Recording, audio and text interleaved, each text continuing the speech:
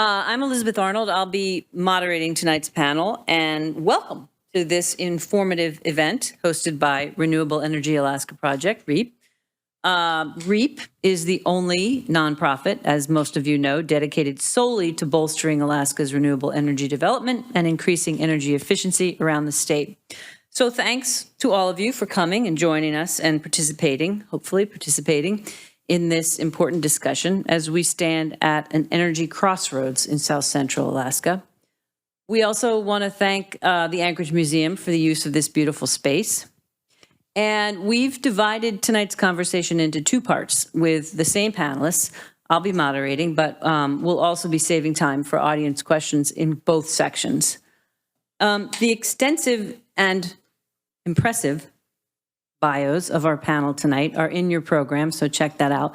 But to summarize, Suzanne Settle is the Vice President of Energy, Land, and Resources for Cook Inlet Region, CIRI. Settle previously served as the Director, Energy Resources for Chugach Electric Association. She also serves as the Vice Chair of the Railbelt Reliability.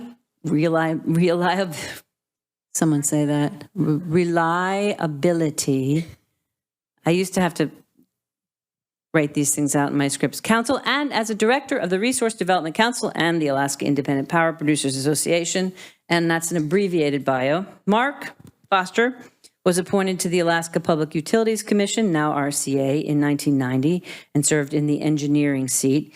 He has consulted in the energy, electric, and telecom sectors in Alaska and internationally since 1994, including service as chair of audit committees of power and telephone companies.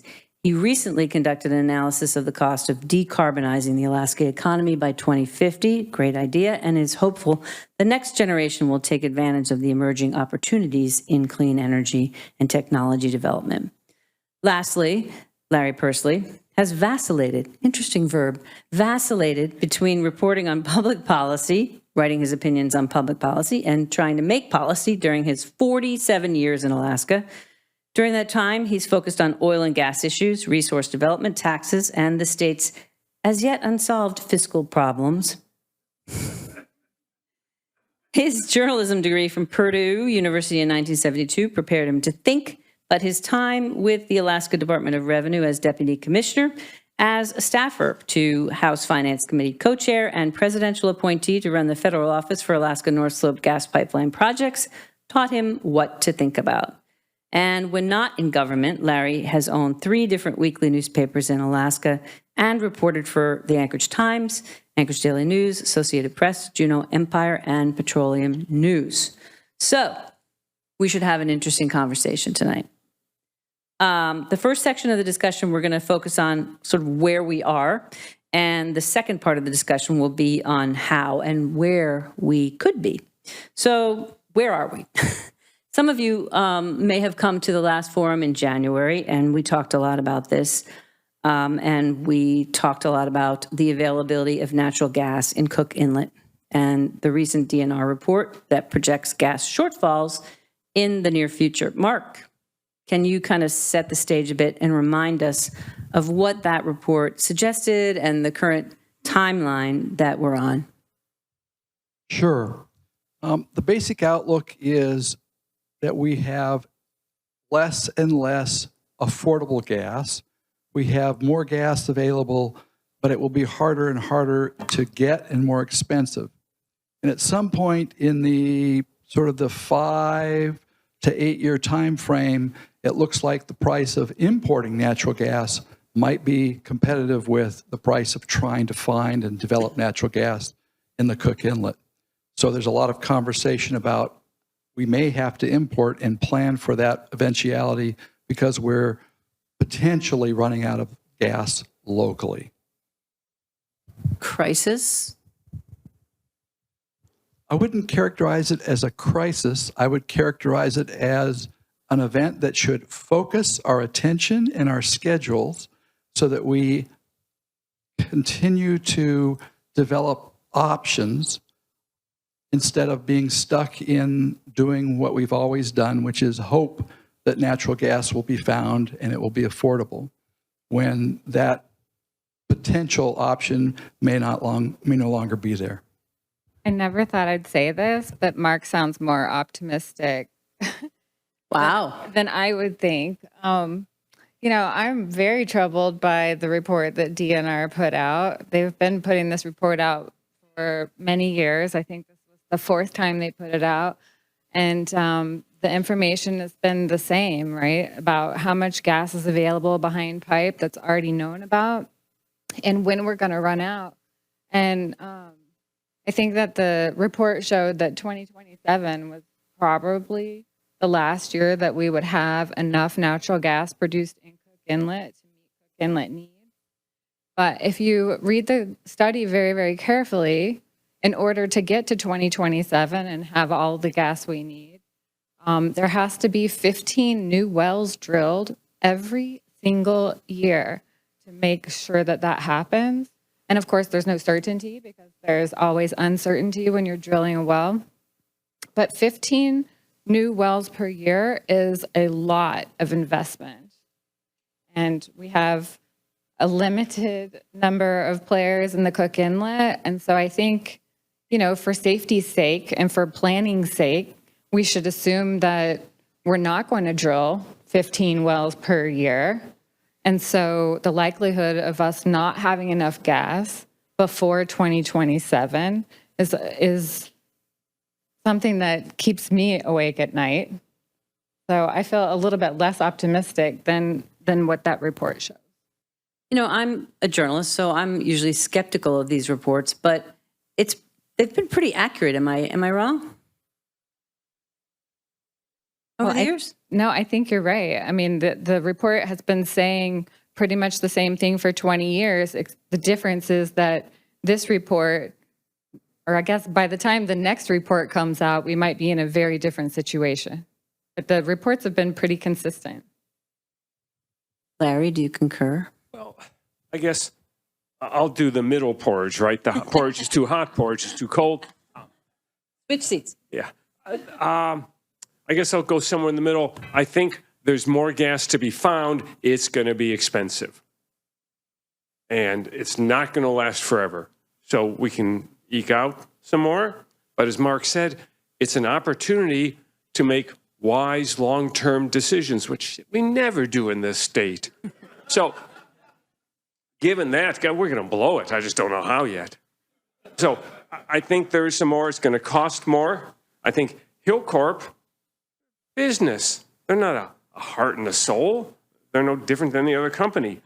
If they see a profit opportunity and if they know how much gas utilities want, how much they're willing to pay for it, how much demand will decline as we switch to renewables, they'll quote you a price for what they think it would cost to explore, develop, and produce that.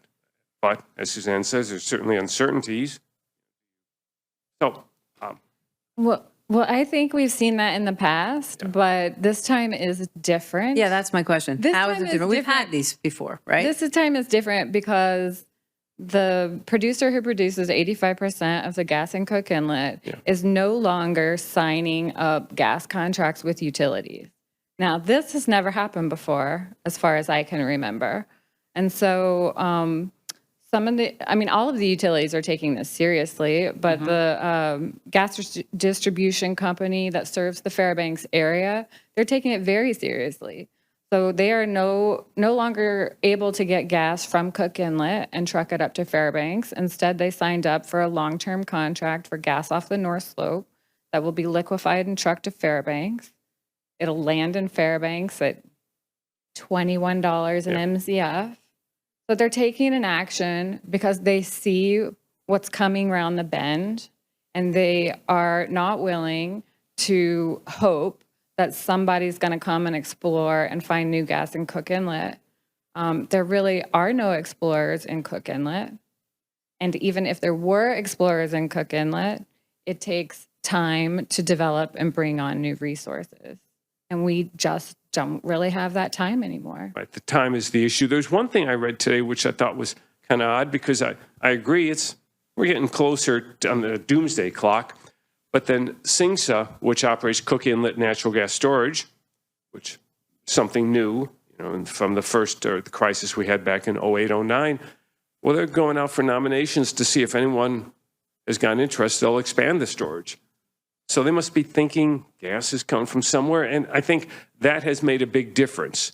Having a storage facility where you can take the production in the summer when you don't need it, store it, and pull it out in the winter. There's a cost to it. They don't store it for free. But that is one thing that's changed from 2008, 2009, when we had brownout drills and everyone was talking about running out of gas. Having storage has made a big difference. And if I may, just one add to that. When you look on the horizon, 2027, 2030 horizon, in fact, storage becomes a shortage as we look at what options we might have, whether it's some additional expensive gas in the inlet or importing. I need additional storage. So the prices are likely to go up despite the regulation, and that'll be another sort of critical feature in the cost escalation curve. But I have an idea. What about a gas pipeline from the North Slope? You know? Won't that provide all that we need, Larry? You know, as we talk, the certainty, if you drill, will you find gas? What's going to cost? The only certainty in life is there's no gas line. There will be no gas line. There is never going to be a gas line. It's the economics, you know, the idea of the big project, right? That, well, they call it 43 billion, the 50 or 60 billion dollars because they're working off 3 or 4 year old estimates. The idea on that was you'd sell 98% of the gas in Asia. They pay 98% of the mortgage, and you'd siphon off what you need for the local market. Economies of scale. You live happily ever after. Well, there is a market last year in Asia for LNG. Next year, a couple years. Even if you went ahead with this project, it's 2030, 2032 before it deliver gas. The long-term demand for fossil fuels and gas is on the decline. No one's going to sink 50 or 60 billion dollars into something that the world's not going to need while you're still paying your mortgage. So then if you don't build the big line because it's uneconomical, the idea is, well, heck with Asia, we'll just build what's called the bullet line, the line that comes from the North Slope just to Fairbanks and the Railbelt.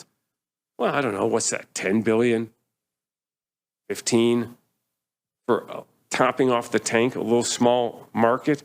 It's not the bullet line, it's bite the bullet line. You'd have to subsidize it. So if you want to subsidize with $10 billion from the general fund, a garden hose from the North Slope to here so you can have cheaper gas, go for it. But yeah, the gas line's not going to rescue you. You could truck it for less than the bullet pipeline. In terms of capital cost, yeah. Yeah. I have another idea. What about importing LNG? Well, I thought you were going to say coal. That's coming. Mark? I think LNG imports have been seriously part of the Railbelt integrated resource planning process since at least 2008, if not even before that. And I think it's a very distinct possibility particularly in order to serve the heating market in South Central Alaska. They truck LNG to Inuvik, which is up on the Beaufort Sea at the top of Canada's world. They truck LNG to Whitehorse. You can. What does that mean for me in terms of what it's going to cost as a ratepayer?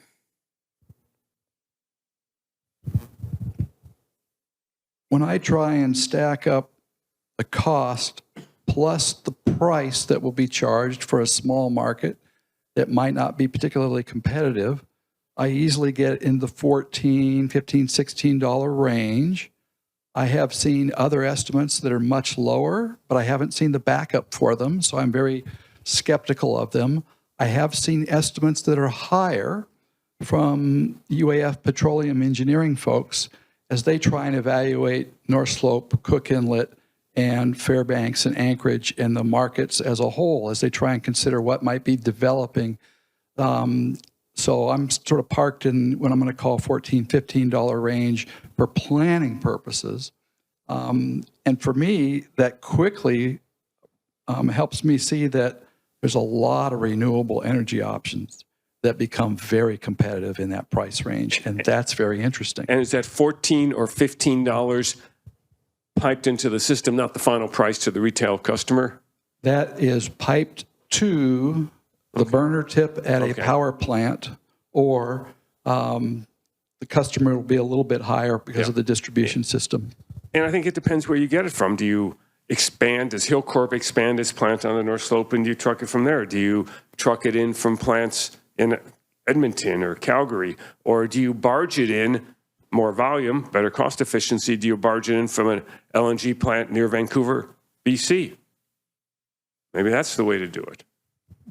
And there's infrastructure costs up Yeah, and you basically you try and look at all of those options in competition with each other and go, what might be the range if they're trying to compete for that business, recognizing it's a very small market compared to all the other options they've got.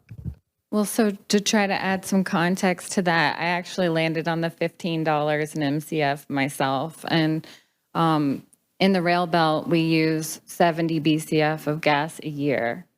So if we started out needing to supplement our Cook Inlet gas with LNG, and we just needed 10% of that gas supplemented, we're going to be sending over $100 million a year out of our economy to pay for that energy.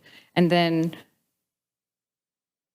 obviously that will grow because the fields will continue to deplete. There will be less exploration, there will be less drilling because there's less demand and there's less interest in companies making investments like that.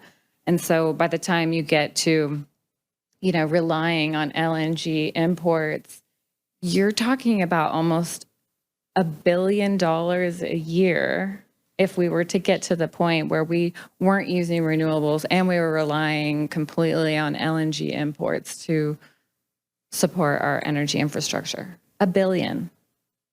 Also, there's a question of truck traffic. Like Suzanne said, let's say you replace 10% of the Railbelt's gas with trucked LNG. A tanker truck carrying liquefied natural gas is about a million cubic feet of gas when you warm it up, turn it back to gas. So you'd need 20 truckloads every day offloading, going back to get another. So really, you're going to have twice that many going back and forth. If it's to Fairbanks, twice that many. If it's to Canada, multiples of 20 a day to offload to keep them coming. It's a logistical hassle. Do you see it happening? It's the easiest thing to do on the shortest notice, in that there are plants where you can buy truck, they've got the loading bay, you can buy LNG, load into an LNG tank is about $250,000, I think, give or take. So yeah, that's the one you could get done soonest. But Hawaii, which has much higher energy costs than we do, they looked at importing LNG so they could stop burning naphtha, stop with syngas, stop with black oil. Actually, Hawaii still uses coal for power generation in some of their plants. So they went and bought 70 of these LNG tanks and some regasification units to set it at specific sites. This was, I don't know, last decade. They're not using any of them. The gas utility said, oh, this just isn't working. The plan was bring them out from Long Beach on container ships, offload them, send them back empty, get it refilled. But I guess to shut up for a minute, it'd be the quickest thing you could do if you are short, like Suzanne said, maybe you're short 5-10 million cubic feet a day. You could sign contracts, order the tanks pretty quickly. But that's short-term thinking because the problem just grows. But that's what we're famous for here in Alaska is short-term thinking. Well, and to be fair, I mean, it's a sure thing. And there's comfort and certainty. And certainly a utility is, obligated to provide reliable service. And so it makes sense to me that that's an option that they would be looking very hard at. There's a high likelihood that we wouldn't be able to complete a pipeline on time or at all. And so LNG is a sure thing. What seems to make sense to me is to utilize the vast resources that we have available to us to build renewable projects to reduce the amount of LNG that we have to rely on since it is so expensive. Well, you have some experience with that, right? And Siri owns and operates Fire Island Wind. You've dealt with power purchase agreements and all of that. What can you tell us about like the current cost of electricity generated from renewables in the Railbelt? Well, it certainly depends on what the technology is and where it's located. But certainly the cost of renewable energy has continued to fall significantly over the last decade. Federal incentive programs have been very helpful in that way, but so has private investment. So there's been a lot of private sector money that has flowed into the renewable energy industry.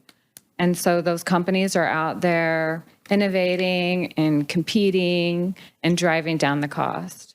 And so in the lower 48 for energy that comes from a wind project, it's probably normal to see PPA prices between 3 and 4 cents per kilowatt hour.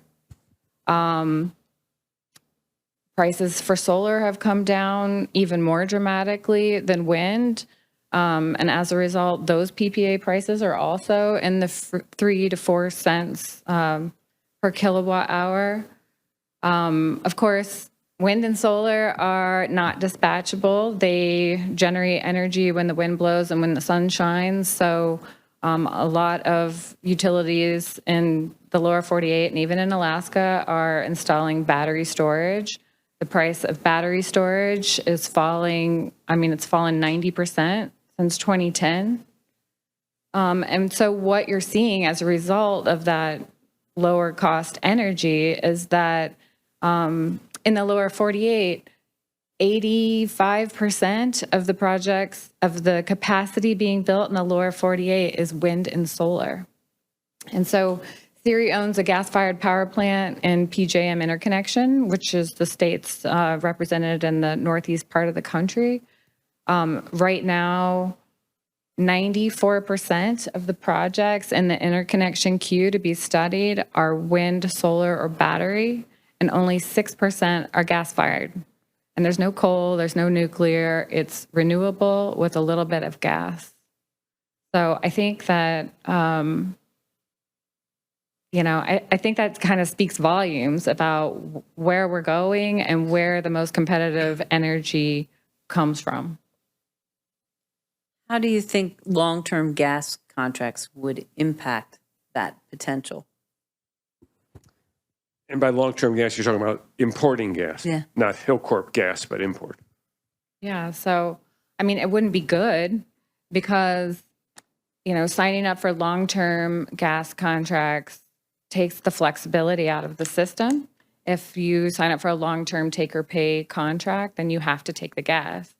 Of course, there's different ways to structure a contract, and hopefully there's some contractual mechanism in the contract that gives the flexibility so that we can do lots of things like build renewables to reduce our demand, implement energy efficiency measures to reduce our demand, and conserve, because that's what people do when the cost of something goes up by quadruple. We all turn down the thermometer, right?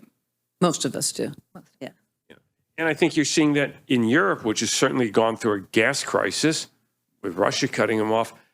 Europe's converting to LNG from anywhere but Russia, but they're hesitant to lock in long-term contracts because they know long-term they want to go renewable. So they're looking for gas last year, this year, next few years, but 2030s, they don't want to be locked into a long-term contract. And generally, that's how LNG projects are financed because they're so capital heavy. I've got to sell 2/3, 3/4 of my production at a long-term contract so I can go get financing. Yeah, that's my question. So they're sort of mutually exclusive, right? I think they wind up complementing each other rather than being Okay. mutually exclusive. I think basically, as you watch the LNG market evolve, for a long time, it was long-term contracts. And then more and more risk was being taken in the spot market, especially as prices went down. Henry Hub at one point was, down around $2 like it was today. And you see more people playing a combination of long-term contracts for a certain volume, and then they play the risk on the spot market for the balance of that. So I do think while the last 18 months may have been much more pressure to go long to get lower prices because of the high spot price, that's reversing a little bit now as people go, okay, what is the outlook and what is my balance of risks? If you're looking at a large buyer, they view that as complementary rather than exclusive. Yeah, I guess to build on what Mark said, so in South Central, it's the price that utilities pay from Hillcorp is set by contract. There's no market volatility there. It's not linked to the spot market LNG in Asia. It's not linked to U.S. benchmark Henry Hub. It's a contract rate.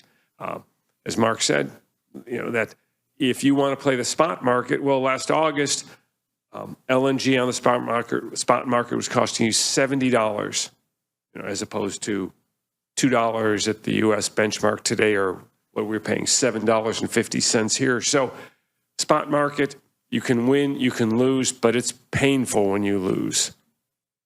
Some of the utilities in Europe had to be nationalized. They just couldn't afford it, buying gas at $50, $60, $70. So Germany took them over, or France took them over. So, if South Central goes and imports LNG, you got to think, how long do I need it?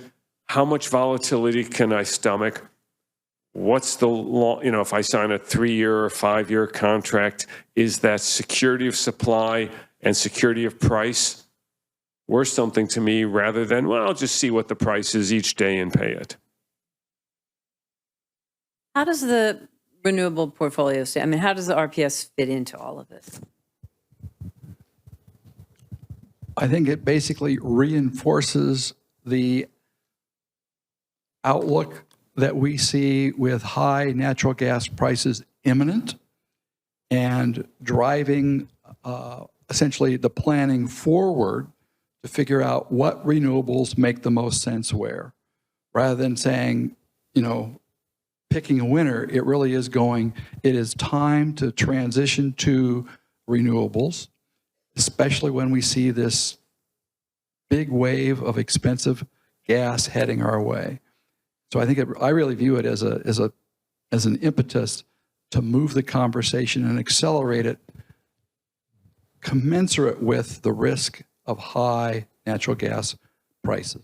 So you would argue we need a renewable portfolio standard because we're not smart enough to figure it out on our own? Because we have been dragging our feet for at least 15 years. Same thing. And I look back at the the Railbelt integrated resource planning process 2008 2009. Very clear that it was time to begin the transition. Yes, there was some additional room for natural gas and natural gas storage to sort of balance out, but clearly we were taking natural gas customers, the industrial customers, off the table because we didn't have space left. And now as we keep coming forward, it looks like we haven't done the planning for a moment that we knew was coming, and it's been close to 15 years. So I think it is only appropriate for the ledge to go, get going. Yeah, I agree. And it doesn't seem like we should need an RPS because the answer is so obvious that we should be building it because financially it makes sense. It competes with the cost of natural gas-fired power today. It certainly blows it away in the future if we're paying $15 to $20 an M for LNG. So why do we even need an RPS? It just seems like such an obvious thing to reduce the amount of expensive gas that you're going to have to buy in the future by offsetting it with some renewable power. But, I moved to Alaska in 2005, and I can remember when the IRP plan was done in 2009. I can remember us having conversations about, turning down the thermometers and just in case it's going to be really cold for 5 days and we might not be able to meet peak demand. And if that happens and your house shuts off, it could be like this whole contagion of outages and it would be just terrible. And so we started talking then about the need to get ourselves off of natural gas and diversify. And so in 2010, there was a goal established that was not codified, but it was 50% renewable by 2025. Well, so since 2010, I think we've installed about, 40 or 50 megawatts of renewable energy. Not much at all since 2012, but we've also installed over 600 megawatts of gas-fired power. And so why do we need an RPS? Because we need action. We need action right now because it will save us money in the future. And without it, without a law saying that we have to do it, it just doesn't seem like there's any movement towards going there. I can't explain why, because it doesn't make any sense to me. But so I would definitely support the RPS. Right, we have goals. We have a lot of goals in state law, goals of fiscal plan, goals of funding education.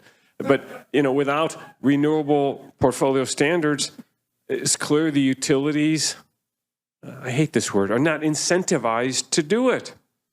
So one reason after Hawaii Gas and Hawaii Electric put tens of millions of dollars into looking at LNG, well, Hawaii passed an RPS that says 100% renewable 2045.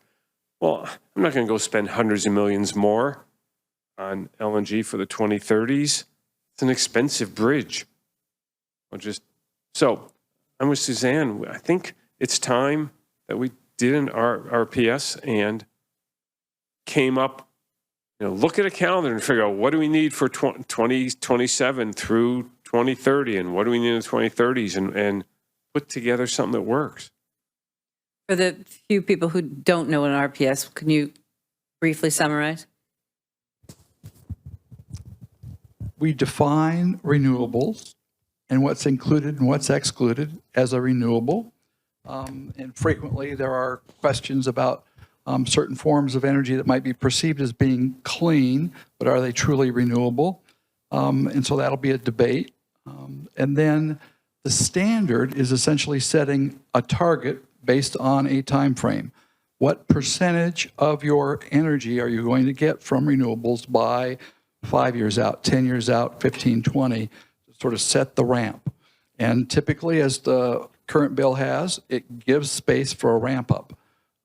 And so, I think there can be a debate about the pace at which you ramp, but I think it is very hard to sustain a debate about we don't need to be doing it. I think that's the part that's very interesting to sort of puzzle through. Why wouldn't you set an aspirational target knowing the facts that we have facing us today? You mentioned defining renewables. Nuclear is one of the questions, right? Does nuclear count as green energy, clean energy, renewable, or not? They're going through that in Europe.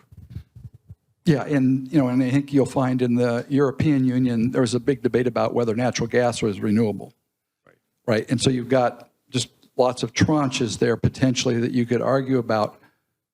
I think what makes the Railbelt and Alaska potentially different is that we have a lot of renewable resources that don't even have to get into those debates about what I'll call the gray areas. We have a lot of wind. We have a lot of undeveloped hydro that looks attractive. And, and lots of different scale of hydro that looks attractive, from some smaller hydros on up to larger ones. So there's a lot of room to say we have a lot of renewable resources. We don't have to reach into the bag of the ones that have essentially that are more contentious. Yep. So, Larry, why is the legislature just so oblivious to this? I don't know if they're oblivious. I think they are influenced by the utilities who are dragging their rate regulated feet. Doing nothing is easier for utility, right? These are my costs. I go to the RCA, they approve my rate, I get my cost, I get recovery, and I get a profit margin. I think most legislators turn to their local utility and say, what do I do? And I think the utilities and their lobbyists, they kind of are okay with the way things are. Well, let's be fair to the utility. And I should say some. Right? They're not doing nothing, right? And they're not just hoping. I think they realize that they have to do something. But what it feels like to me is that there's a preference for a silver bullet. That's Alaska, right? Right? I mean, For one thing that we can do that will fix the problem. And that is not, in my experience, how big problems get solved, right? Yeah. Big problems get solved incrementally by multiple contributors. And so we're hoping for a pipeline from the North Slope. We're hoping for LNG. Those two, we're hoping for a big dam. Those three things could solve the problem entirely. But the probability of any of those, well, at least two out of the three things getting done on a timeline that meets the needs that we have in Cook Inlet is very, very low. And it's also very, very expensive. we kind of addressed this, but let's expand on it. What role do utility board members play in creating energy policy? It's a question from the audience. They play a central role. Yeah. They are the governance board that, in theory, helps set the direction, the strategic direction for the chief executive officer and the management team. And, you know, I think there is some promise among the co-op boards, and I'm hopeful that some of the folks who are also running for election also have the sense of urgency that I think is necessary. So I think there's some opportunity there to accelerate from within those utilities sort of conversations that sometimes are a little bit slow to grapple with and really contend with what has to be done to move forward to ensure that we have, you know, a reliable, robust system that integrates the new resources. And, you know, it's something that doesn't happen overnight. So you have to start early and work the problem. And I think in order to get started, it really does help to have a law that says, here's our aspirational goal, and a board governance that says, yes, we support the aspirational goal. Let's align the organization to solve the problems that will be between here and that aspirational goal. That's what we have people for, us to solve problems. Well, and maybe I'll add, I don't think I finished my answer earlier. I was so excited about 3 to 4 cent power in the lower 48. You know, but Alaska's different, and it costs more to build a project in Alaska for a lot of totally legitimate reasons. So the cost of wind and solar projects that I've studied in the Railbelt at various locations, I think 6 to 7 cent power, maybe 8 cent, is legit and totally doable. So in some instances, that might be slightly higher than what an electric utility in the Railbelt is spending right now on gas-fired power. But we have to be able to look forward and see where prices are going and accept maybe we should pay a little bit more right now to have this energy for the next 25 years that is, you know, stably cost, doesn't have fuel costs, doesn't provide, and doesn't have emissions. And maybe we should make that leap. And so that's where the governing boards or these utilities come in, is giving management permission to sign up for a power purchase agreement that might actually increase rates a little bit today to save money in the future. And it feels like that is just a big, huge crevasse that they cannot cross. And I'm not sure if it's it's the management team who is just really cost conscious and doesn't want to increase costs? Is it the board, or is it a perception that the commission won't approve a PPA if it raises rates? So we need to address those issues and make sure everybody's clear on it, because I do feel like those are things that are preventing progress. Suzanne makes a good point as you think about, as Mark talked, coming up with a logical, step plan over the years, new sources of energy, renewables.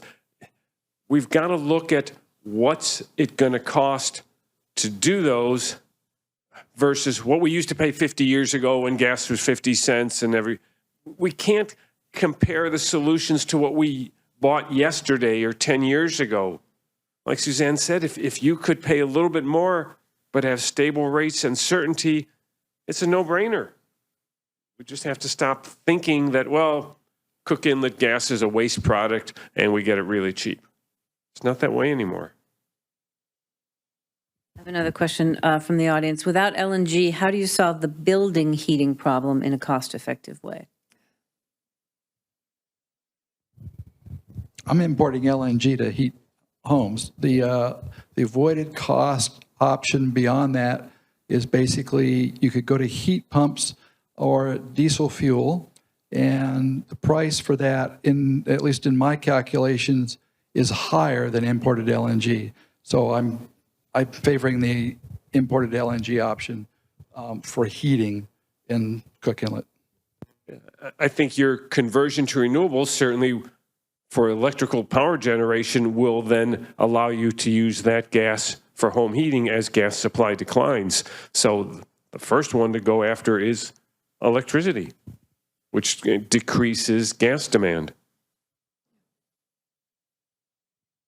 Another question. Late 2022 saw heat pumps overtake gas furnace sales in the U.S. What role does the trend to electrify everything have to play here in Cook Inlet?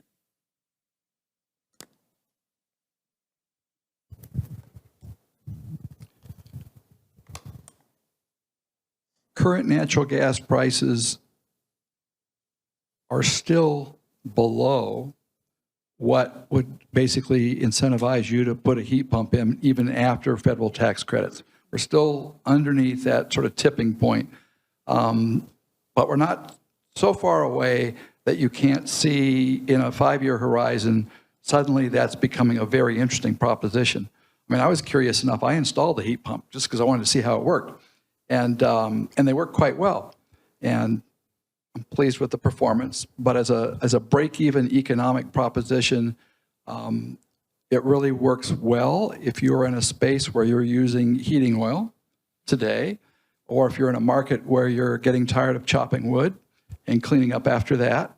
So I think there's some sort of space in there, and it does definitely contributes to the electric load, and it helps sort of grow that base for the potential renewable development.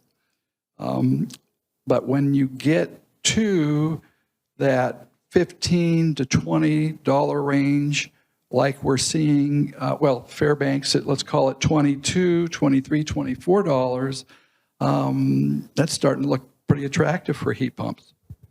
And what about, so I'm not a heat pump person, but I don't understand how it works exactly, but does it not, can you use it all the time, or it doesn't work below certain temperatures that we That's why I bought mine, so I could test that proposition with the Mitsubishi that I have. And basically it performs for me, for the alternative dwelling unit within the house that I have that it heats. It performs well within that envelope down to basically about -10. Below that, it runs into trouble. So if I look across my requirements and sort of look at my thermal mass in my building and recognize that I can plug in an electric heater to supplement that, it works fine for my particular use. Another question. Given the need for dispatchable baseload, how do you feel about developing large hydro like Snow River and Susitna-Watana? How much time do we have? I mean, hydro is a hard project to develop. It takes, Well, your question, how much time do we yeah, have? it takes decades. And when was the last large hydro project permitted in the United States? I mean, it's been a very long time. I guess probably the last time we built a refinery. Yeah, it's been decades. We're building large hydro in Canada today. The challenge with large hydro today, and it's pretty easy if you do a quick internet search, you'll see they're all cost overruns. And the only thing that has a cost overrun that's worse than large hydro is nuclear. So that's sort of the fight between the two groups who have lots of cost overruns, which one's worse. But if I look at Southeast Alaska and I look at other parts of Canada, Southeast Alaska, and on into Central America and look at relatively small hydro projects, you see there's a lot of opportunity for relatively small, easier to build, with experienced teams to develop competitive hydro.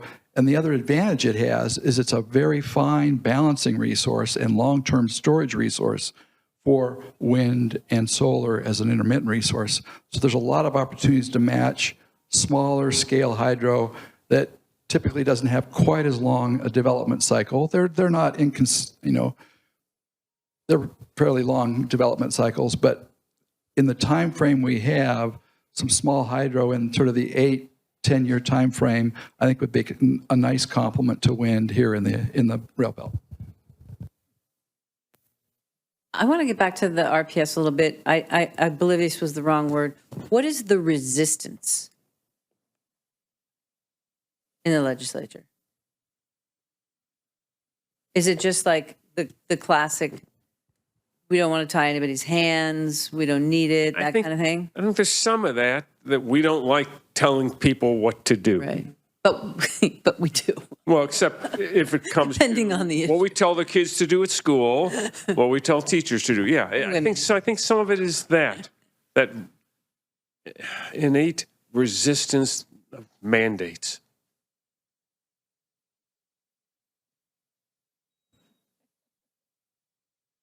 Are the, Well, go ahead. Go ahead. One other thing, though. So back, 2009, 2010, and we're going to run out of energy. And in 2010, the legislature passed something called the Cook Inlet Recovery Yeah, Act, I wanted to which talk had about that. tax incentives and tax breaks for the gas storage, and changed an important provision in the Regulatory Commission of Alaska statute on how it approves gas supply contracts, but also the Cook Inlet Recovery Act of 2010 started off the multi-billion-dollar tax credits, which produced squat for us. So I guess I would say you got to be careful when you turn it to the legislature to fix something that they don't get carried away and overfix it and send you the bill. I mean, those tax credits that we paid out were really expensive. That's just the cynical view on it. And it started as just a Cook Inlet gas bill. And then the oil industry people came in and said, oh, we need this and we need this. And then you start adding to it. It's a Christmas tree. Yeah. And it quickly became a very expensive proposition, both at the time, if you were paying attention to all the ornaments, and in retrospect. And I think particularly in retrospect, when you're looking at the cost curve for natural gas and comparing it to the work that we did in 2008, 2009, you see the cost curve for natural gas following what you would expect. And so let's say you spent $2 billion, what did you get for it? I think what we got was essentially an opportunity for someone else to acquire properties that had tax credits. Right, we could have put it into renewables. Are the utilities actively lobbying against the RPS?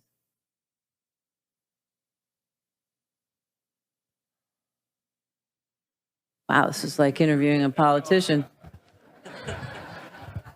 I don't have direct evidence, right? So all I could tell you is the indirect evidence that I read is they are actively lobbying against any mandates. Right. And also, I don't think the mandate is really in play for legislation this year. So if something's not going to go anywhere, why do I need to expend effort stopping it? I think that's at play. And you're optimistic, aren't you? What needs to happen here? I am not in a position to tell the legislature what they should be doing. I think it's unfortunate. This is the second time an RPS has been introduced. My understanding is that it's not really moving. I think if the people who are here today think that an RPS is important to incite some action to move forward with renewables, then you should take a moment to, write your representatives and tell them that it is important to you. And other than that, we're relying on the governing boards of the Railbelt utilities, and those folks also are going through an election process. And so it's really important that we, use the voice that we have and cast those ballots in ways that we think are going to be fruitful in the future. How many people really get involved in utility elections? I mean, honestly, I'm a REI member, right? It's a co-op. Yeah. And what do I get? I get a little dividend every year. That's pretty good. But does REI have an RPS? They probably do. They have an REI. Probably do. They probably do. It's been a long time since I've been involved in those, but I think Chugach has something like 70,000 members, and maybe they get 6,000 or 8,000 votes. That's what I'm remembering from a long time ago. So it's a small percentage of people who are involved. That's part of the problem too, isn't it? I have a hard enough time figuring out who to vote for school board and the judges, right? Right. Yep. People are not necessarily involved. They care about the prices. Yep.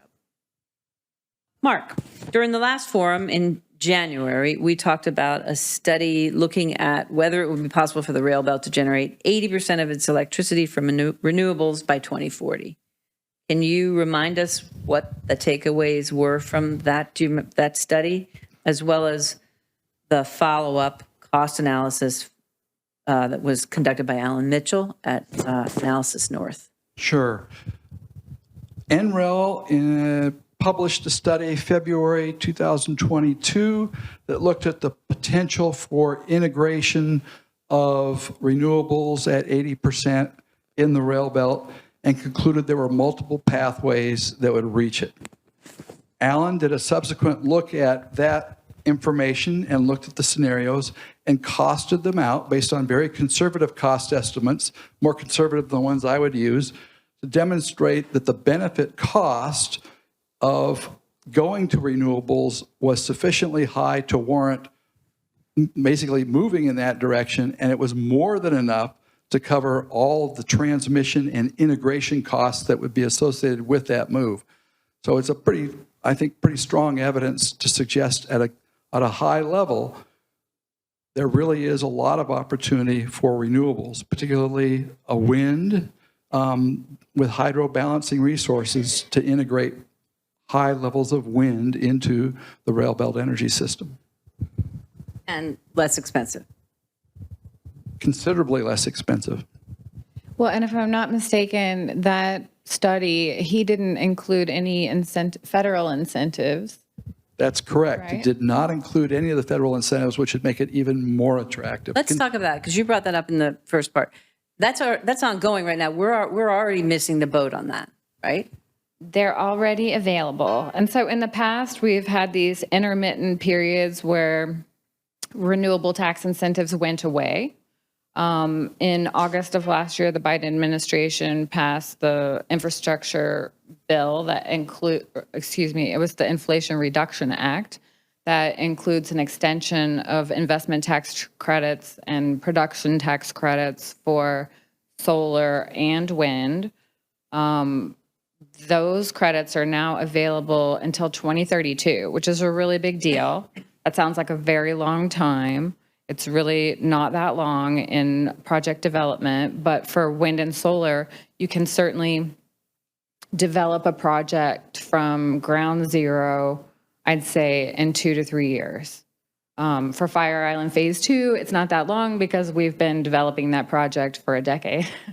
But and there are other projects out in the Railbelt that are well on their way to development. So I'm not suggesting at all that it would take 3 years from now before we see any new renewables on the Railbelt. But those federal tax credits are so important because in certain cases, you can get reimbursed for up to 50% of the cost of a qualifying facility. And there's a bunch of gates that you have to get through to be able to receive that much in tax credits, but they're all doable. Except for one, which we're waiting on a definition from the IRS for what does it mean to be for a project to be built inside of an energy community.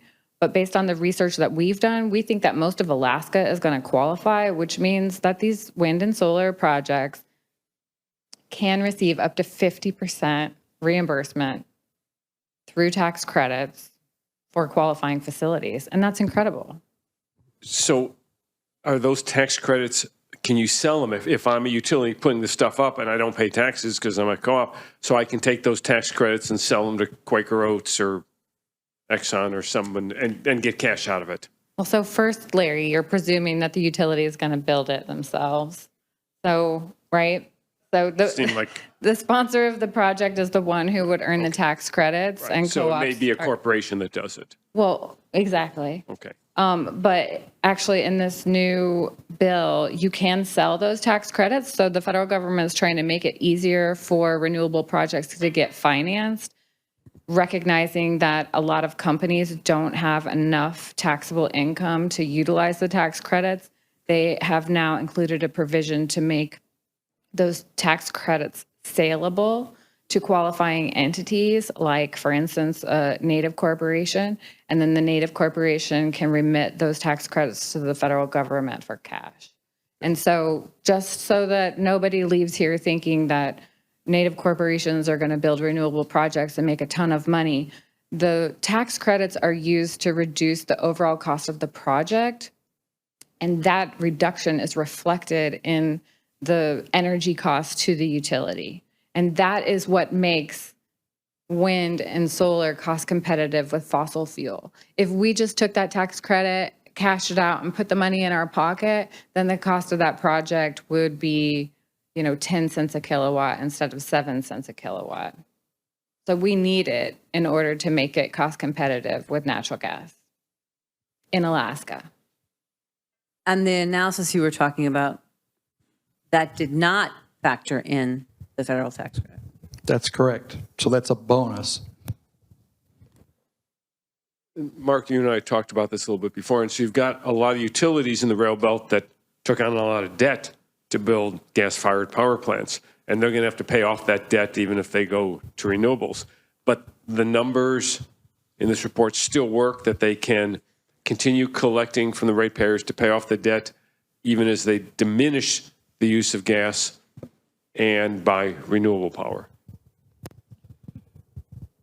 I think the short answer is yes, but that's a separate analysis of basically their financial outlook. Okay. And it's not included in the NREL study. Okay. But the savings was generated from not buying natural gas, not from not paying for your generators. Right. The gas is more expensive than the debt service on the plant. Right. Suzanne, I don't want to keep picking on you, but I'm going to. There are some barriers to realizing cost benefits. And as one of the first IPPs to operate in the Railboat, can you talk a little bit about some of the barriers to renewable energy development that Syria has faced? Sure. Well, I just would start out by saying that any renewable energy project developer has to be an optimist. I mean, you have to believe that you're going to get it done. There are so many challenges that face you, and there were many, many times that we had conversations around the conference room table about whether we should keep moving forward, because you're spending your time, you're spending your resources, and you're putting a lot of capital at risk to put a project concept on the table that's binding, right? To get to that level, you have to do a lot of work. And so that's an obstacle. That's true in Alaska. It's true anywhere around the world where you're developing a project. Obstacles that we face here in Alaska that were challenging, I'd say, you know, we were one of the first utility scale independent power producers. So there's not really a process in place for making an application to interconnect a project. And then, you know, you have to do a bunch of studies to figure out how you're going to impact the grid. And in the lower 48, depending on where you are, it can be a lot more prescriptive. And there are timelines and there are, you know, known costs. And in Alaska, our experience is that there are no known timelines and there are certainly no known costs. Like you just, you know, it's going to be what it is at the end of the day and you'll get it when you get it. And I don't mean that maliciously. I don't think that the utility is trying to draw it out. It just takes time and we're a small place and, you know, they have limited teams and renewable energy was a brand new thing, right? So everybody's trying to get up the learning curve at the same time. And then if you have a project that requires moving power across the grid, you have to consider who owns the transmission line. And everyone's got a different tariff and a different cost, and you have to have a different contract with each of those, and how they interact with one another is extremely complicated.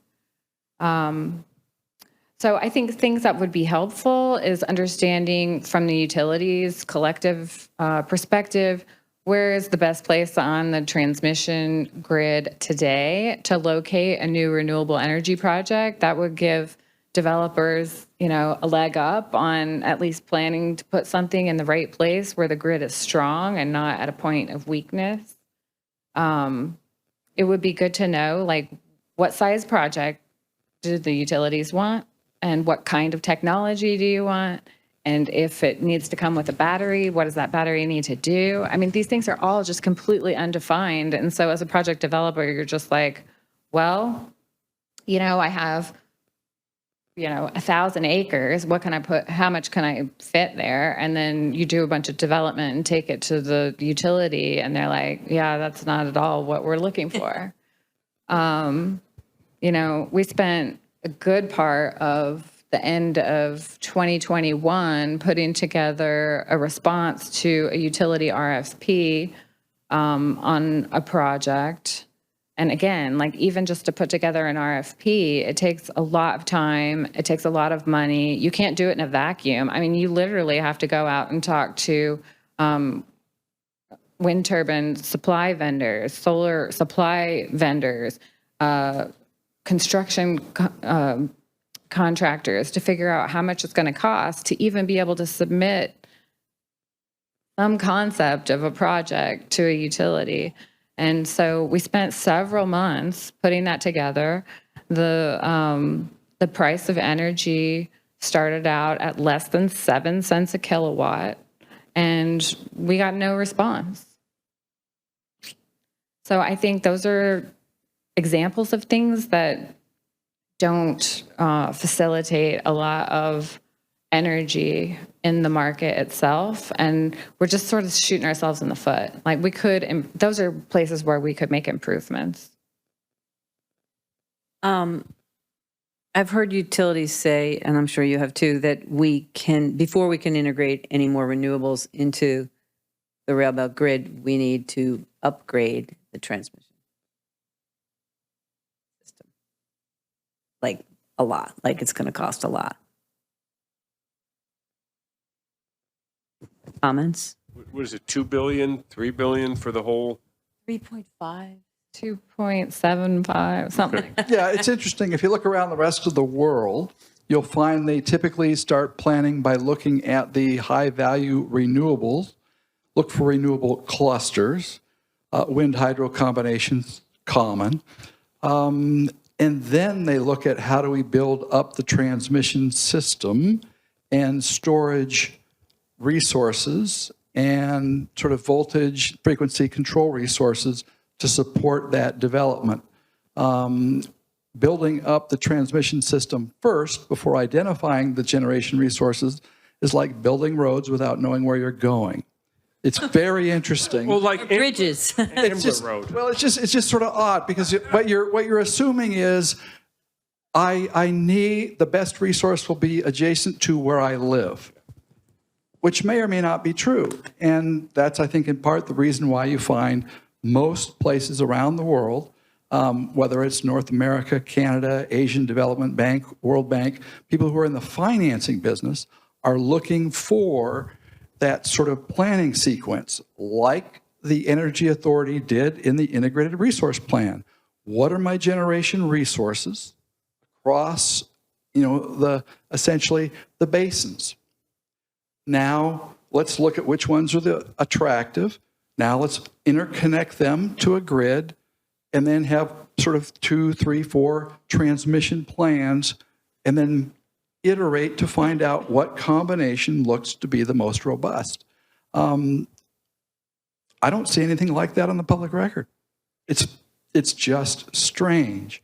And the only thing I can come up with is we have an unregulated monopoly living within their own bubble, because the Bradley Lake Committee in the transmission system is basically acting as an unregulated monopoly without any check or balance. And that's just, I think, a prescription for spending a lot of money on something that won't create value. It's backwards. But to your question specifically about whether or not we have to upgrade the whole transmission system before we can add more renewable energy, I feel like I want to say hard no, right? I mean, do we need to upgrade the transmission system? I guess probably. I've heard people talk about that forever, but we definitely have areas of the grid that are underutilized. And so to me, there's no question that we can add incremental renewables to the grid now, while in parallel, we work to figure out which transmission upgrades we need to make and get those going. We have to be able to do more than one thing at a time. We have to, build some renewables while we think about how we're going to upgrade the transmission system, while we look for a solution on the gas side. And that gas side, I don't know, exploration, LNG pipeline, those things are going to take a really long time. We cannot not do anything now while we try to figure out that thing that's not going to happen for a really long time. We get immobilized looking for the one perfect answer. Yeah.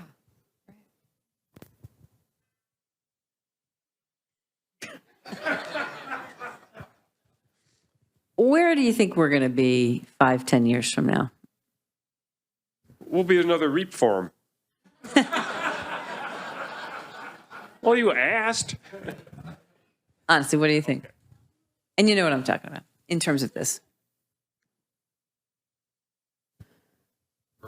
If I'm hopeful, Yes, let's start with hopeful. If I'm hopeful, I think we're importing LNG for the heating market. I think that's five years out. I think that's a distinct possibility. I think as the implications of that sober up a lot of people in terms of the price and volume sort of trade-offs people will have to make to get into those contracts and have a counterparty who can support that supply chain, I think it will help focus and accelerate renewable projects that can be developed on a shorter time frame, things like wind and solar. And the battery storage that's already in the queue to be installed will help support that. I think the other thing that's likely to occur is people will go, you know what, that's likely to work, and I can integrate that using batteries. I may need some additional long-term storage. And you know what, there's some small hydro projects closer to those wind resources that would make a nice complement. And I think those will get more attention than they've received so far. So I think that's the hopeful vision, is there's just sort of more movement in that general direction as the likelihood of expensive natural gas imports becomes more and more a focus and sort of an acknowledged, we've got to solve in that set of facts and circumstances the problems that that generates. That's so optimistic.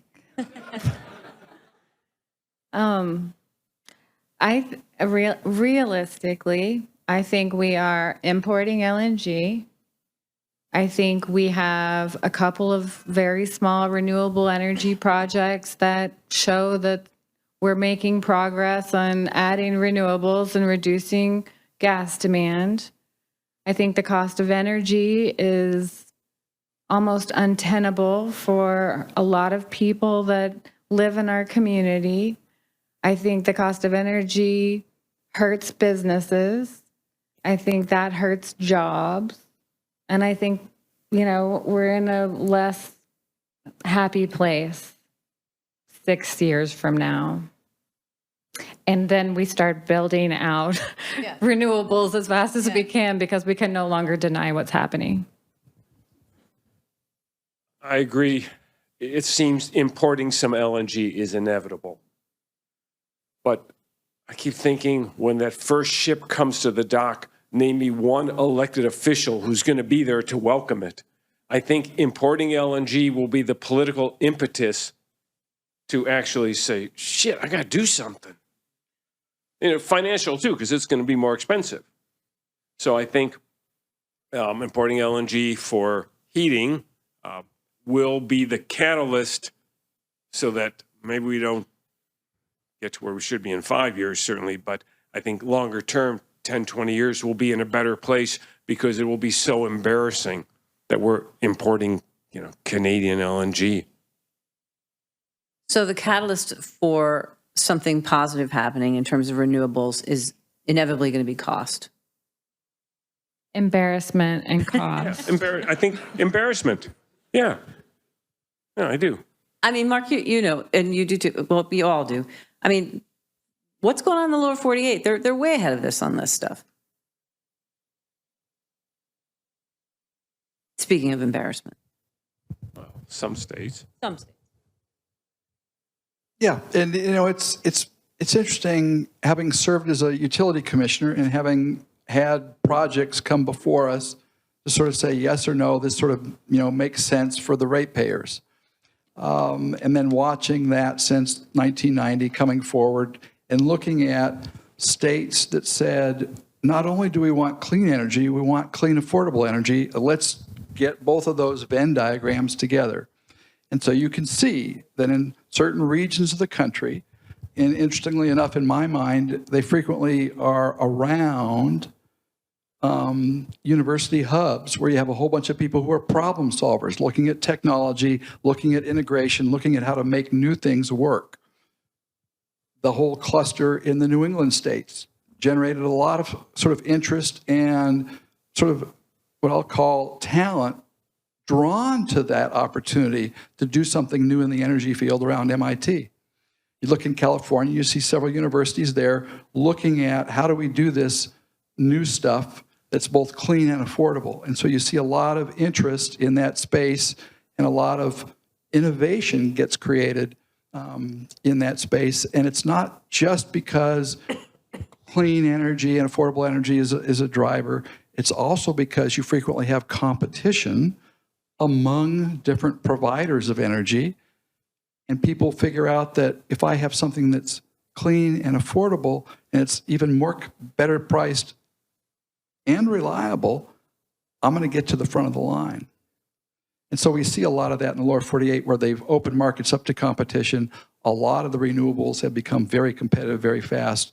And sort of that whole cycle of innovation, lower price, more reliable, and we will figure out the renewable players who have intermittent resources, we'll figure out how to make them more and more reliable.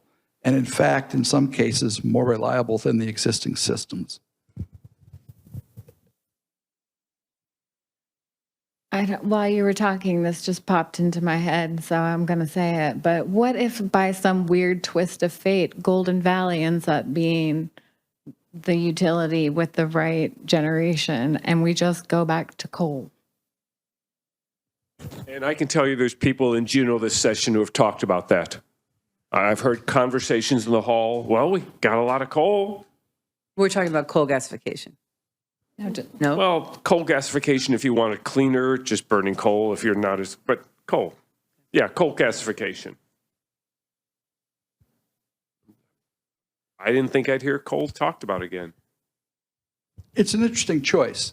Let's just set aside whether you have a CO2 tax or sort of restrictions, and just look at the economics. Go back to the 2009 Integrated Resource Plan. Why didn't coal rise to the top in the early years?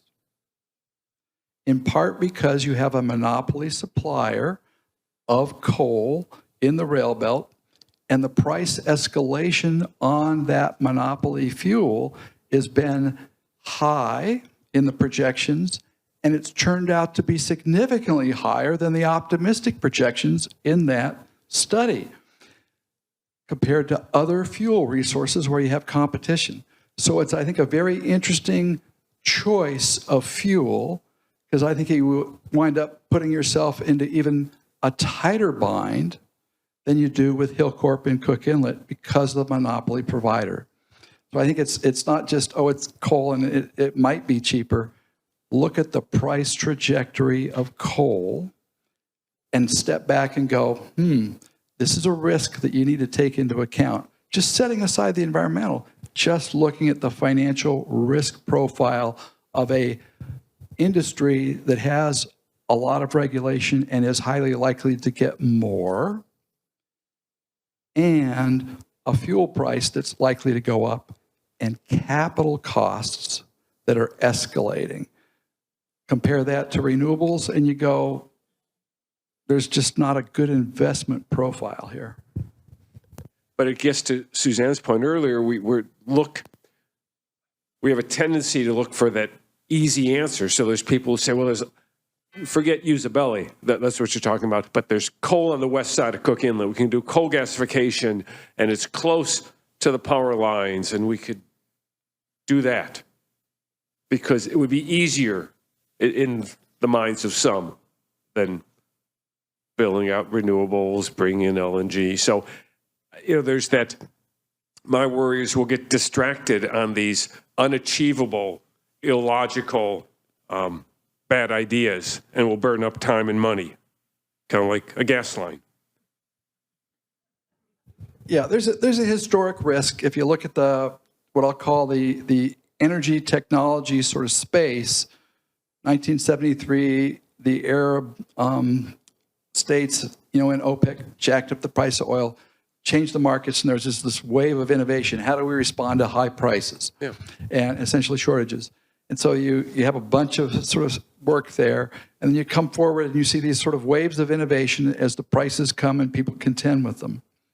And then as you look across that multiple cycles of high prices and energy innovation, coal has received a lot of support in research and development. And it has still not gotten to a place where it's remaining competitive, despite billions and billions of research and development in coal for decades over multiple cycles. So it has a really tough business case to try and make, given its history and given the amount of investment it's seen on the technology side relative to renewables, who haven't had as much technology development and have improved much faster. So I think it's an interesting comparison if you look at the history and where we're at today. Yeah, I was just thinking about it in terms of resources that we have, like what are the resources that we have if you're putting all ideas on the table, and I'm certainly not an advocate of more coal, but then I guess, and the question is, well, what about a carbon tax? How likely is that? And what's the impact of a carbon tax when it comes not just on coal, but also on gas-fired? We are invested in a company that produces wood biomass, and they use it as a replacement fuel in coal plants in Europe. And the reason why it's so popular, it's counted as a renewable generation asset. And so they don't have to pay a price for carbon when they produce it that way. Well, the price for carbon is $100 a megawatt hour. So if you generate energy from coal on top of paying for the coal plant and the coal, you have to pay $100 a megawatt hour. So, yeah. So are you advocating for carbon tax in Alaska? No, I'm just saying. You know, Exxon has, though, as I'm sure Yeah. many people are aware, Exxon certainly argued for a carbon tax, and several other oil and gas companies have said that's the way to go, to make it simpler for us to sort of deal with all the different, it's simpler than the regulation. Let's presume that in the near term, they won't get a carbon tax, but they will get lots of incentives to clean up, which is really what we have between the Infrastructure Act and the Inflation Reduction Act. We have a lot of incentives to go toward cleaner energy. And now the question will be whether or not we leverage those incentives or we miss the window. And I think Larry's point, though, was that if we're talking about the legislature, it's like, well, we know coal. We don't really understand renewables. And so it's sort of that mentality. Yeah, and what they know isn't necessarily factually accurate in terms of the capital cost and the Everything you just said, right? permitting. But yeah, there is a comfort level with some for coal. And coal would be Alaskan rather than importing liquefied natural gas. Switching gears, I want to talk a little bit more about utilities and transparency. Is the decision-making transparent? And if not, what can we do to make it more transparent? I'll refer back to, I think, some comments that were made earlier. Most of the lower 48 have in place, most of the states have in place rather transparent opportunities for renewables to bid into those markets. And they have opportunities for reliability resources to bid into those markets. And they have plans so you can see the transmission structure and where it's going. So you can imagine where you might interconnect with those markets.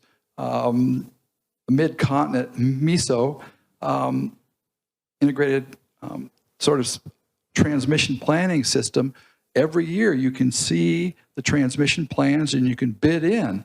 And what's really interesting is they have a stack of bids. And it's very competitive to get to the front of the line, to get interconnected, because the price and the quality and the reliability is very high. And the systems are adapting constantly to that. What we don't have here relative to those places is essentially a transparent planning system. So any independent power producer could see where they're at in the queue, what the next plan is, and how they might be able to fit with their resource in a particular location. And I think, we're essentially cutting off billions of dollars of independent power producer investment opportunity because we are not transparent. And presuming that whatever sort of planning that's being done has a clear path forward for success relative to enabling competitive bidding into that system that dominates in the continental U.S. And I think it's striking to me. And I'll end on a note that is, I think, really interesting. The Regulatory Assistant Project, RAP, if you know RAP, look it up online. They're a group of former regulators who've gone into the business of advising people about regulation and how to make regulation work and how to have essentially efficient, effective energy systems that are collaborative in planning. David Moskowitz is one of the co-founders. He spent decades in China ensuring the Chinese have essentially a robust planning network that is truly transparent, so they really can learn how to integrate lots of different resources and clean resources into their network. I'm not so sure the Chinese aren't more transparent than the Railbelt. Suzanne, you want to answer that? Yeah, I mean, transparency is really important. And again, I think there are steps that we can take to get out of our own way. I mean, you don't even have to have regulations in place. If utilities were willing to say, here's the mark where we'll buy energy, and they would put the mark at a reasonable, rational place that's based on where we're going, then you'd have a lot of activity by private industry who would be like trying to solve that problem for them. If they felt like, if I do this, if I develop a project and I bring it in under 8 cents a kilowatt, I'm going to have a buyer, then that's going to excite a lot of people to get out there and try to solve that problem for them. And then after they buy a slew of energy at that price, then maybe the next time they lower it a little bit. It kind of depends. But like I said before, it's like, bring me a rock. Well, what kind of rock do you want? Help me help you. But going back to the transparency comment, I mean, there's a lot of work going on by the utilities about the future of natural gas and how they're going to solve the problem. And they've spent months behind closed doors talking with consultants and talking with each other, and they've invited DNR in the room. And I know that my company has requested to be part of those conversations because we own 1.6 million acres of land in South Central. We have oil and gas production on our lands. We develop renewable energy. Can we please be part of the conversation so we can be part of the solution? We have not been invited to participate. The same is true for the Railbelt Reliability Council. They'd like to be involved and have a representative be in the room. So, we're going to have to do an integrated resource plan as soon as we get our feet under us in 2 years. And it would be nice to have the information so that we can make informed decisions about what we're doing. But so anyway, these studies are going on. I'm super grateful that they're happening, but there's a big decision that's going to get made, and it is going to impact everyone in this room and everyone in the Railbelt.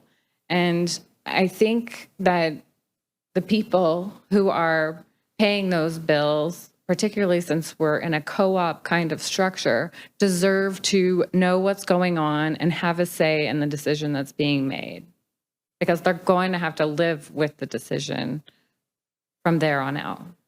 And so transparency would help, because then we would know what solutions can we bring that would be better than the one that you're contemplating. Is it possible to fix it while we still have 4 separate utilities? Is the answer to essentially nationalize them and put it under one? Well, I think there are lots of reasons why it would make sense if they were just one. It would be more efficient. Right. But I really think that's a whole different can of worms. I'm not even going to get into that, but it's governing boards. I mean, why are the governing boards allowing things to happen behind closed doors? Why isn't there more transparency? I mean, I'm not really sure what the point is. So there was an article that came out not that long ago, and I think NSTAR was quoted as saying, we can't have other people in the room because then they'll know how much gas we need. Everybody knows how much gas NSTAR burns on an annual basis. Everybody knows what every utility burns. I mean, that's the classic politician who says no comment, is this off the record? And then they tell you something that everyone knows. It's right, exactly. So this is a community, right? We all want to be part of the solution, but we can't do it without the information. How do we get there? Governing boards? I think that's the near-term activity between now and May. I don't have a read in Juneau. I'm not down there about sort of where the votes are, how you could sort of generate interest there. I do expect that the next thing that will be up will be each utility will have a take on natural gas, whether it's a pipeline solution or an import LNG solution, and they will have a program that will basically be running to the legislature and the governor and pleading poverty and going, we need your money. And among all the other sort of things that they have to deal with about where they're going to allocate their funds. So I think that's really the next thing that's up is the board election cycle, followed by the natural gas subsidy war to figure out who gets what piece and how much. And that worked out well in the past. Yeah, I don't see them dealing with it this session. They're too wrapped up in school funding and dividend and all the rest. But you're right, eventually it will come down to the subsidy war. Not the way to solve it, but it's the historical way we solve things here. There's nothing that free money can't solve. Yeah, Or make much worse. yeah. So I'm definitely not doing my job here because here's a question. Could you please explain what an RPS is? And I thought we did that, but maybe we could do it again. And whether there are examples elsewhere and how they've impacted things. I didn't prep for it, but I want to say there's probably somewhere between, let's call it, maybe there's 30 states with an RPS, somewhere in that neighborhood. They're probably not all identical. Most of them essentially have a target for, this is the percentage of renewable in 5, 10, 15, 20 years out. Some of them will have penalties if you don't achieve that. Others will have burden of proof is on you to, if you're the utility and you can't make it, go into the regulator and go, I can't make it, here's why. And if you can show why you can't make it and you have a reasonable argument, you can be let out of the standard. That's not unusual to find. So I think, there's probably some room to debate particulars about how strong it needs to be and where it needs to be. But I think the key element in my mind is you're establishing the standard that, one, based on the record evidence, we believe this is an affordable, reliable solution. We see based on history that the movement toward this is slow. We need to create a structure where it accelerates rapidly because we see an alternative of high-priced natural gas energy.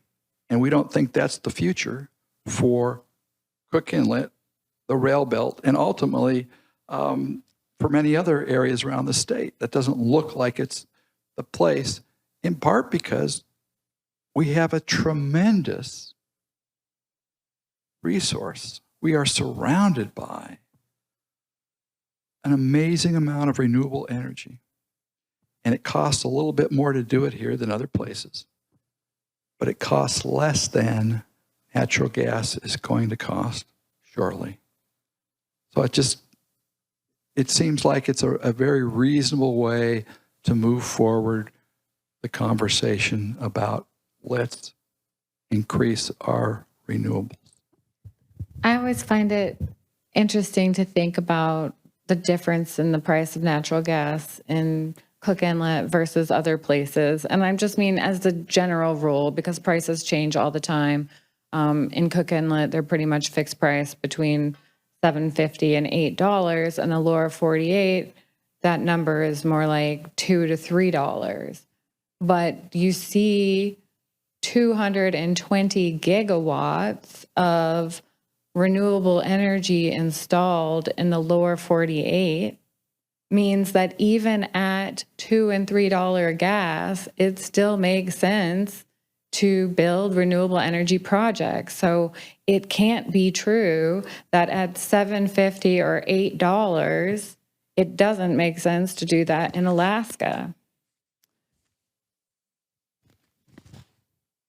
Well, but I think also, gas has had $10 and $15 spikes down south. So the renewables, wind, solar, hydro, whatever, it's stability.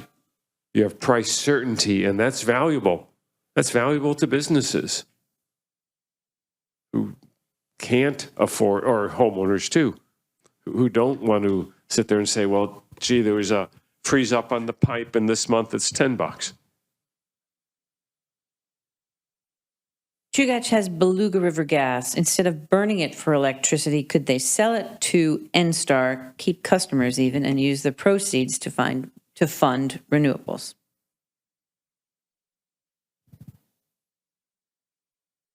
Is this Stump the Stars? That's a more complicated question, actually. I mean, because I don't know if they're allowed to sell their gas or if they're only allowed to use their gas to meet their customer needs, but they'd have to have some other way to generate electricity, renewables, hydro, something else, in order to have extra gas to sell somewhere else. But I mean, theoretically, yes, of course they could do that. Yeah, and I'm not sure, is there pipeline capacity to move that gas? There's capacity from Beluga to move electricity. Is there capacity to move gas? Sure, yeah. Okay. Someone asked me to ask this question during the intermission. So the current RPS, which hasn't really been out for that long, right? This March, I think it was introduced. Yeah. There's specific language about rooftop solar. Is there a reason that there's so much in there about rooftop solar?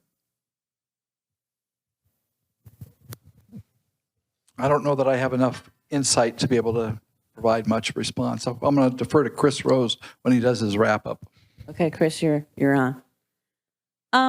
Here's a really just a, wide-eyed, naive reporter kind of question, which is, say I don't know anything about any of this, but, I care about climate change. I care about my heating bill. I care about my gas bill. I wandered into this forum. I don't know what it was. I was looking at paintings, but now I'm sort of intrigued. What can I do? I'm listening to you all. I'm worried about the future. What can I do? I've got, 3 kids. I've got, I'm worried about the school board election, this, that, and the other, but what can I do? Well, you can vote in your utility election for candidates who you think will make better decisions. Same thing for governor and legislature. Yeah, but I don't get a League of Women Voters packet in the mail that tells me anything about, how do I know? We'll just call Mark. No, I'm serious. I mean, this is Yeah. a serious question. It really is. But I think that's... How do I become more informed?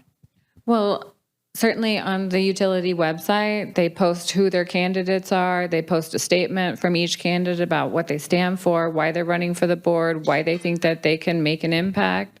So I think spending a little time sleuthing on your utilities website is a good way to get informed. And then if you do form an opinion, tell your friends, because there's really very little involvement, right? There's less than 10% of the members are paying attention to what's going on. So if you take the time to inform yourself, please tell your friends who to vote for. I mean, right, if there is transparency, people have to be paying attention, right? And what were the numbers that you gave about, didn't you give me the numbers of how many people vote, how many people, you did, what was it? I think, well, what I remember is people getting about 4,500 votes apiece, and they get to vote for their 3 candidates. So, I mean, it's a very low turnout. Is that my only recourse? Well, you could conserve energy. You could implement energy efficiency, tactics inside your own home and business. You could send a letter of support for the RPS. You could install rooftop solar if you want, and make yourself efficient, to reduce your exposure to the grid and to utility prices. I think there are a lot of people out there who have installed generators, and a lot of them work at the utility. One last thought I had, which you may roll your eyes, but we've done 2 of these forums, at least that I've been involved in, and no one really ever says anything about climate change. But can't that be a driver for some of the things that we're talking about here? I'm surprised we've been at this 2 hours and you're right. I kept thinking climate change is what's driving this, right? In the news every day. Quit burning coal, gas, oil. I think that has to be a driver. Even if we had all the gas we wanted, because of climate change, we should be burning less gas, less diesel, less black oil. So yeah, that's got to be the driver. And it certainly manifests through both the Infrastructure Act and the Inflation Reduction Act. A lot of federal financial support available with the climate change votes that were there to move that into the play. So rather than it being sort of the punitive regulatory approach, it's let's put some money into it and see how far we can get to reduce our footprint. Final thoughts? Don't you hate it when the moderator does that?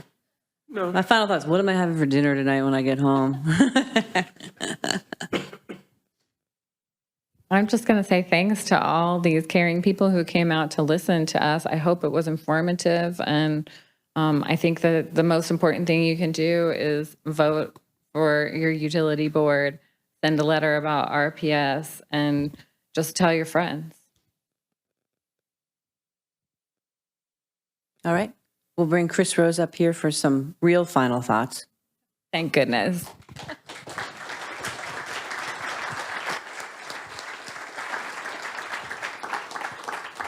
Thanks a lot, Betsy. And thanks, Larry, Suzanne, and Mark, and all of you for being here tonight. I'm Chris Rose. I'm the Executive Director of Renewable Energy Alaska Project. And as has been said, this is our second forum like this. We believe that this is a really important issue for the entire state because power cost equalization is pegged to the cost of energy in Fairbanks and in Anchorage and in Juneau. And if our rates keep going up, it's going to be harder and harder and harder for folks to get subsidies in outside of the Railbelt. This is a statewide issue, and we're at a crucial point. As you heard tonight, there are going to be decisions made about this really soon. The utilities are talking now about importing LNG. If they import LNG in a 10 or 15-year contract, we will not be able to take advantage of those 10 years of federal tax credit. So this is a really important time. And I agree with what has been said tonight about what you can do. We have to be able to get transparency in the boardroom of all the utilities. And that means we have to be involved. We have to be going to the meetings. We have to be voting for the candidates. And the Chugach election's going on right now. The MEA election's going on right now. I think the Homer election and the Golden Valley elections are all happening in the spring every year. So this is a huge time for us to be involved. And as I think many people said, tell your friends. We're taping this so that we can get it out to the people who couldn't be here tonight. There are, we hope, thousands of people who care about it just as much as you do. So tell your friends and send the link. Go to our website. By Monday or Tuesday, we'll have this up on our website. Send this out to people. Send the one from January out. There's a lot of information out there that we all need to gather in. To answer the question about the rooftop solar, the reason there's an emphasis on rooftop solar in the renewable portfolio standard, and the emphasis is essentially going from monthly net metering to annual net metering, is that provides more of an incentive for people to do something that can happen very fast. And we're in a situation we have to move very fast. And if we can put a rooftop solar, we've already done back of the envelope calculations at REAP, we could produce 10% of Anchorage's electricity if we put rooftop solar on 25% of the south face or 25% of the buildings.